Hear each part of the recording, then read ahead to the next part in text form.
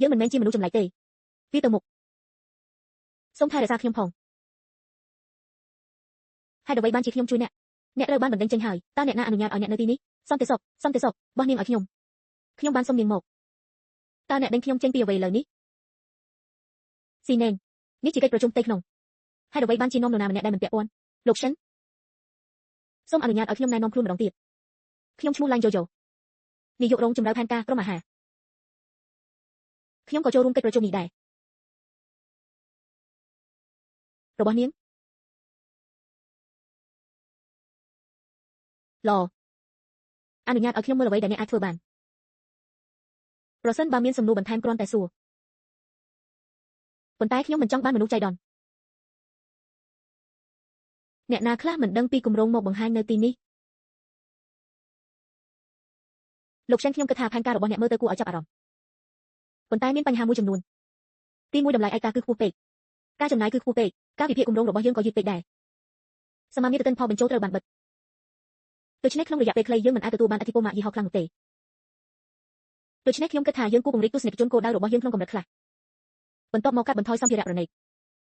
ដោយវិធីនេះយើងកាត់បន្ថយការចំណាយគោលបំណងគុណភាពខ្ពស់ប៉ុន្តែជាមួយនឹងតម្លៃប្រាក់កាន់តែប្រសើរនោះយើងអាចដាក់មូលនិធិបន្ថែមទៀតទៅក្នុងប្រតិបត្តិការម៉ាកបើមិនដូច្នោះទេស្រាល្អនៅតែត្រូវការតើអ្នកដឹងអ្វីខ្លះចាប់តាំងពីយីហោសិនបានចាប់ផ្ដើមយើងគ្រាន់តែធ្វើការងារផ្ទាល់ខ្លួនកម្រិតខ្ពស់ប៉ុណ្ណោះដែលគ្រប់ដណ្ដប់មនុស្សកាន់តែច្រើនបើមនុស្សដូចអ្នកអាចមានលទ្ធភាពទិញបានតើមានចំណុចអ្វីលោកសិនសូមកុំភ្លេចផែនការនេះមិនមែនផ្ដល់មូលនិធិដោយសិនខូបទេក្រុមហ៊ុន Fuel Corp ក៏បានវិនិយោគយ៉ាងច្រើនផងដែរដូច្នេះយើងមានសិទ្ធិចូលរួមក្នុងការធ្វើផែនការគម្រោងយីហោតើអ្វីផ្ដល់ឲ្យអ្នកនៅសិទ្ធិក្នុងការតំណាងឲ្យ Fuel Corp ខ្ញុំមានសិទ្ធិតំណាងឲ្យ Fuel Corp អ្នកគ្រប់គ្រងរោងម៉ូទ័យរបស់លេងគឺជាគំនិតរបស់ខ្ញុំហើយក៏ជាគំនិតរបស់ Fuel Corp ផងដែរបងប្រុសស៊ីណានអ៊ំប្រធានសេងសូមប្រើចំណងជើងនិងនាមត្រកូលនឹងការកំណត់ផ្លូវការប្រធានហ្វូផងដែរសូមទោសលោកលីននាយករងហេតុអ្វីខ្ញុំគួរបើយើងចង់ធ្វើការជាមួយគ្នាចូលរក្សាសុជីវធម៌ជាមូលដ្ឋានអ្នកបានបង្អាប់អ្នកគ្រប់គ្រងរោងលេងជាសាធារណៈបើអ្នកទូចថាមិនសុំទោសនោះខ្ញុំនឹងត្រូវមើលវាជាសិនខូបការមិនគោរពក្រុមហ៊ុន Fuel Corp បន្ទាប់មកការសហការបញ្ចប់នៅទីនេះអត់ទេបងស៊ីណានខ្ញុំនឹងសុំទោស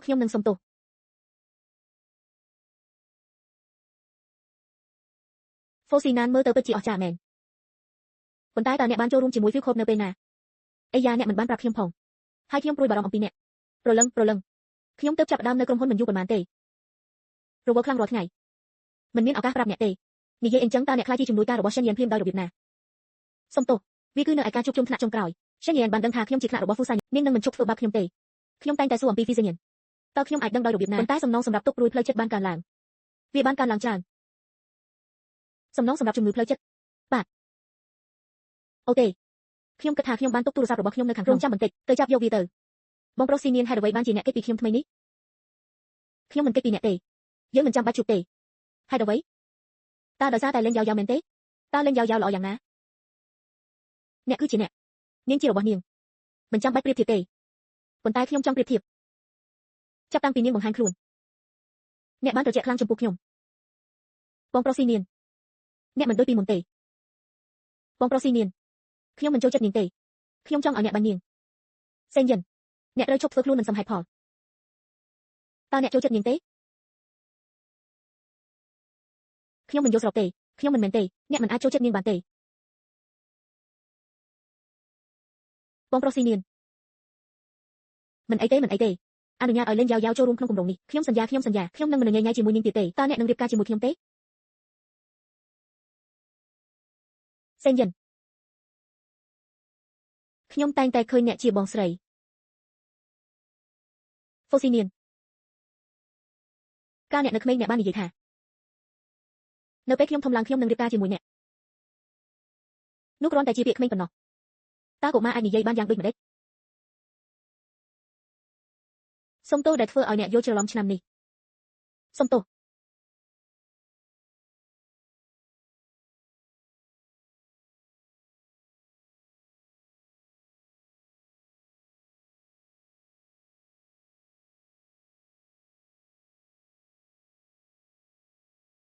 ខ្ញុំពិតជាសោកស្ដាយណាស់សុំទោសខ្ញុំមិនមានបំណងលួចស្ដាប់ទេ ភ្លេចភ្លាំងតោះទៅ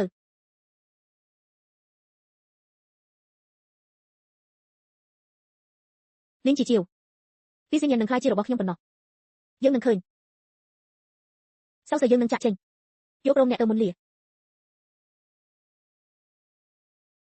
មិនគួរឲ្យជឿពីសញ្ញានេះគាត់ពិតជាធ្វើការដូចឈួត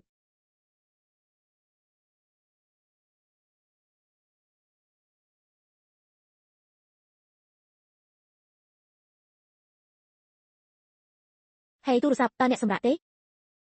ហេតុអ្វីមិនបាច់ខ្វល់ទេប្រសិនបើអ្នកសម្រាប់បន្ទាប់មកបំភ្លេចវាចាំខ្ញុំមិនបានដេកភ្ញាក់អោដែលអ្នកមិនចាំថាបានហើយបំភ្លេចវាដូច្នេះមានរឿងអ្វីគ្មានអ្វីច្រើនទេគ្រាន់តែចង់សួរអំពីជីយ៉ូមែនតើពេលនេះនាងយ៉ាងម៉េចហើយអូននៅចាំបងមានប្អូនទេគាត់ជាបងប្រុសតែមួយរបស់ខ្ញុំ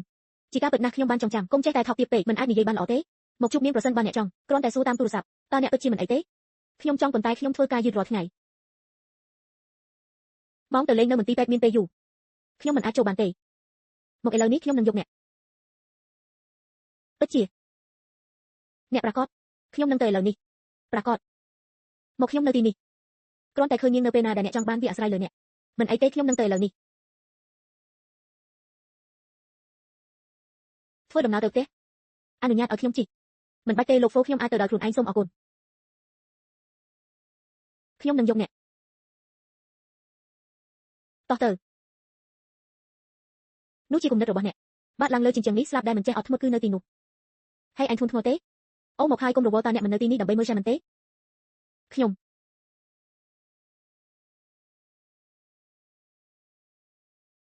ប្រយ័ត្នហេគ្មានផ្លូវទេវាខ្ពស់ពេកហើយសម្រាប់អ្នកនឹងមិនដួលទេខ្ញុំនឹងចាប់អ្នកទៅយឺតជាងមកខ្ញុំនៅទីនេះកុំបារម្ភខ្ញុំខ្លាចណាស់កុំខ្លាចជាមិនអីទេខ្ញុំនៅទីនេះគ្រាន់តែលោតខ្ញុំនឹងការពារអ្នក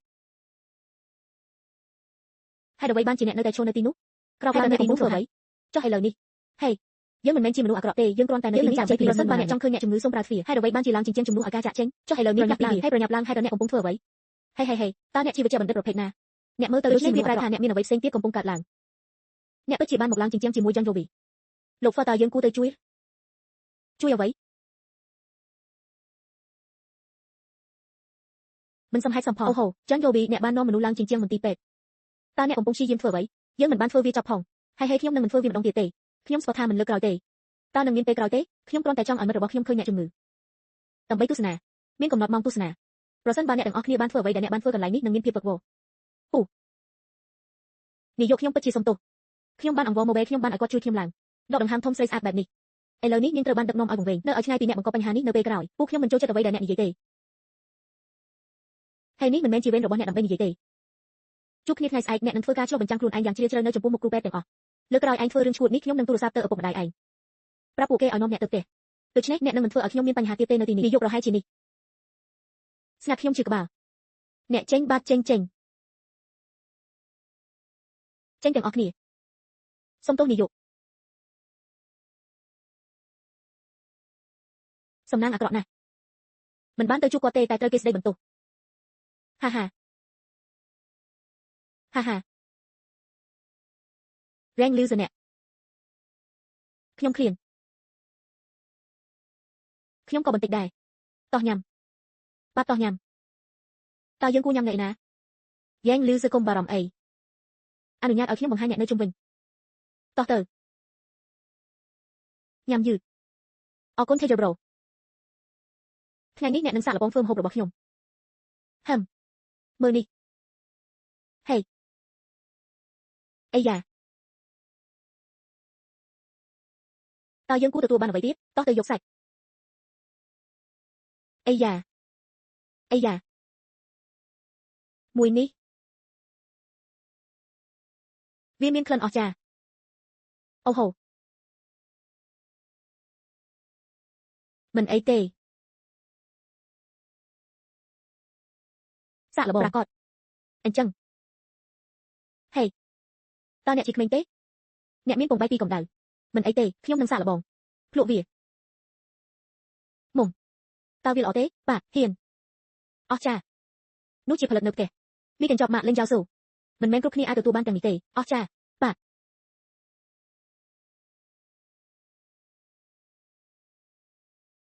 អារុនសួស្ដីលោកប្រធានហ្វូ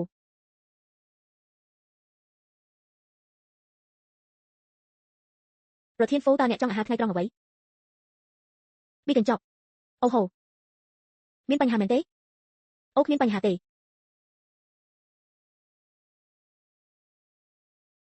តើអ្នកណាអនុញ្ញាតឲ្យអ្នកប្រើធុងនេះហោះអូខ្ញុំនឹងធ្វើវាឡើងវិញភ្លាម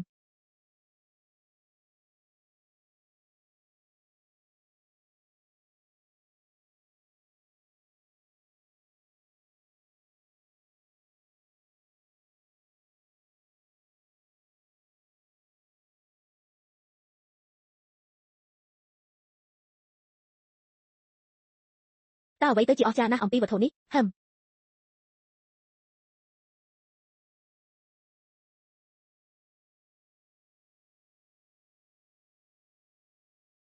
ហើយខួរក្បាលជួបគ្នាម៉ោង 8 យប់នេះខ្ញុំនឹងផ្ញើទីតាំងរបស់ខ្ញុំឲ្យអ្នកឆាប់នេះអូសុំទោសសូវខ្ញុំភ្លេចប្រាប់អ្នកខ្ញុំមានការណាត់ជួបនាទីចុងក្រោយនៅថ្ងៃនេះខ្ញុំមិនអាចធ្វើវាបានទេបាទអំពីអ្នកមិនមានពេលសម្រាប់បង្រៀនខ្ញុំបានពន្យល់លោកគ្រូរួចហើយគាត់យល់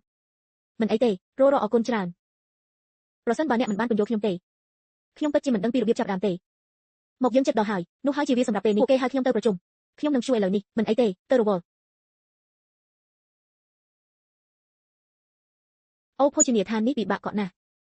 ពួកគេនឹងមិនសងប្រាក់កក់របស់ខ្ញុំវិញទេប្រសិនបើខ្ញុំមិនទៅអ្វីទៅជាកាកសំណល់ខ្ញុំគួរធ្វើអ្វីដូច្នេះខ្ញុំពីសញ្ញាណបានជួយខ្ញុំច្រើនប៉ុន្តែខ្ញុំប្រហែលជាមិនទាន់បានអរគុណគាត់នៅឡើយទេ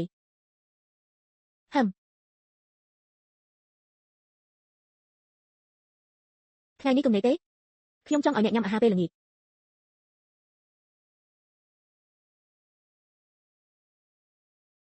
ចុះឈុតនេះវិញលោកពូឈុតនេះក៏ល្អដែរ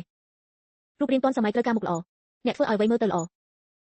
អ្នកពិតជាមានសិទ្ធិអំណាចរួចទៅហើយមិនចាំបាច់រញ៉េញ៉ៃទេលោកហ្វូបើយើងមិនចាក់ចេញឥឡូវនេះទេយើងនឹងយឺតតោះទៅជាមួយមួយនេះមិនអីទេចៅវាយកំពុងណាត់ជួបហេតុអ្វីបានជាខ្ញុំរងទុក្ខ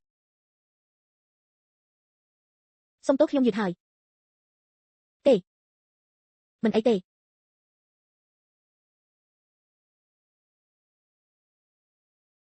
មានរឿងអីតើមានអ្វីមួយនៅលើមុខរបស់ខ្ញុំទេអូទេហេតុអ្វីបានជាអ្នកអញ្ជើញខ្ញុំទៅអាហារពេលល្ងាចភ្លាមវាគ្មានអ្វីសោះខ្ញុំគ្រាន់តែចង់អរគុណអ្នកគ្រាន់តែចង់អរគុណអ្នកព្យាបាលខ្ញុំទៅអាហារពេលល្ងាចខ្ញុំបានទទួលអំណោយដល់អ្នកនេះត្រូវតែមានតម្លៃថ្លៃ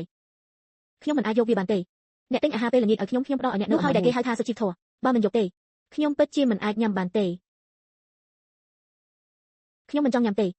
ខ្ញុំមិនចង់ញ៉ាំទេ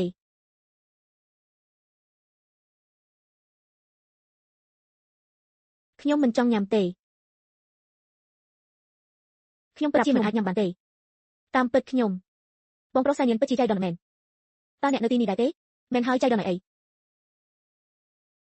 បងប្រុសសាញៀនពិតជាចៃដន្យមែនអ្នកនៅទីនេះផងដែរម៉ាក់តើអ្នកត្រឡប់មកវិញនៅពេលណាបើខ្ញុំមិនត្រឡប់មកវិញតើមាននរណាដឹងថាខ្ញុំរញ៉េញ៉ៃ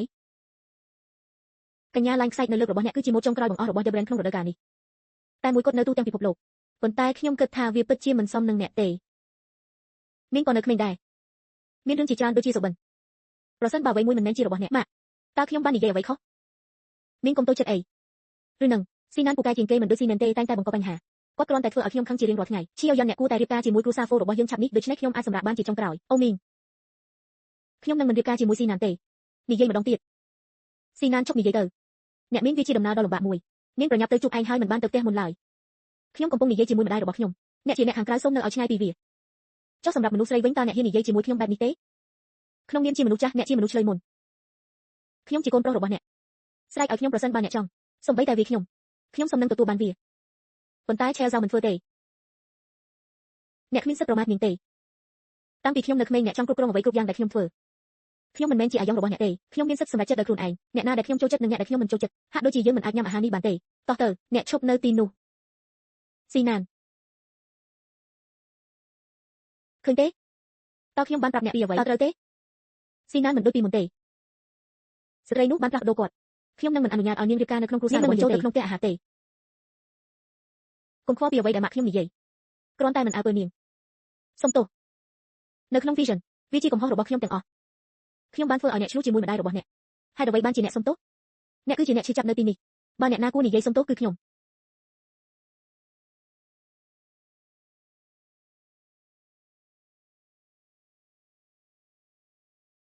ប៉ុន្តែស៊ីសនាងខ្ញុំគិតថាម្ដាយរបស់អ្នកត្រូវហើយវាគ្រាន់តែជាសុបិនប៉ុណ្ណោះថ្ងៃណាមួយការពិតតែងតែត្រឡប់មកវិញមែនទេ